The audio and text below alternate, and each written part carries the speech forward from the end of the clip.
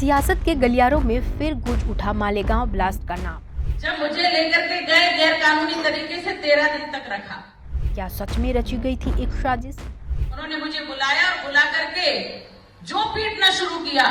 इतना चौड़ा बेल्ट रहता है, इतना चौड़ा बेल्ट। मालेगांव केस की जांच पर उठे बड़े सवाल। बेल्ट से मारते हैं कि एक बेल्ट अगर आपके हाथ में पड़ता है तो ऐसा पूरा सूझ के चला आता है। क्या था राजनीति का खेल? दरअसल आज मालेगांव ब्लास्ट केस को लेकर एक बार फिर से बड़ा राजनीतिक तूफान खड़ा हो चुका है। बीजेपी की पूर्व सांसद और मालेगांव धमाके में हाल ही में बरी हुई प्रज्ञा ठाकुर ने एक सनसनीखेज दावा किया है।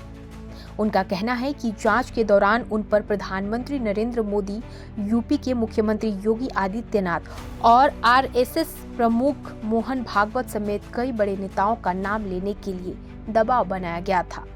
प्रज्ञा ठाकुर ने बताया कि इस दौरान उन्हें प्रताड़ित किया गया, उनके फेफड़े तक जवाब दे गए और उन्हें अस्पताल में अवैध रूप से हिरासत में रखा गया। उन्होंने कहा कि यह सब एक सुनियोजित षड्यंत्र का हिस्सा था और इन सच्चाइयों को वह एक किताब के जरिए सामने लाने वाली हैं। यही नहीं, महाराष्ट्र एटीएस के पूर्व अधिकारी महबूब मुजावर ने भी हाल ही में ऐसा ही दावा किया था। उनका कहना था कि उन्हें आदेश दिया गया था कि आरएसएस प्रमुख मोहन भागवत को गिरफ्तार किया जाए, लेकिन उन्होंने ऐसा करने से साफ इनकार कर दिया। सोचने वाली बात यह है कि अगर इन दोनों के दावे सच हैं, तो यह भारतीय राजनीति और जांच एजेंसियों पर गंभीर सवाल खड़े करता है। क्या सच में जांच को गुमराह कर भगवा आतंकवाद का चेहरा दिखाने की कोशिश की गई थी? क्या सत्ता और राजनीति के दबाव में केस की दिशा मोड़ने का प्रयास हुआ था? आज इन सवालों के जवाब हर कोई जानना चाहता है।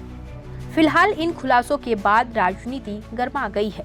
बीजेपी इसे सच बताकर विपक्ष पर निशाना साध रही है, जबकि विपक्ष इसे बीजेपी का प्रोपोगेंडा कह रहा है। अब देखना होगा कि सरकार, जांच एजेंसियां और अदालत इन आरोपों पर क्या रुख अपनाते हैं।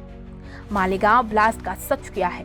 क्या एक झूठी कहानी रचने की कोशिश हुई थी और क्या अब असली सच्चाई सामने आ पाएगी? इन सवालों के जवाब मिलना बहुत जरूरी है।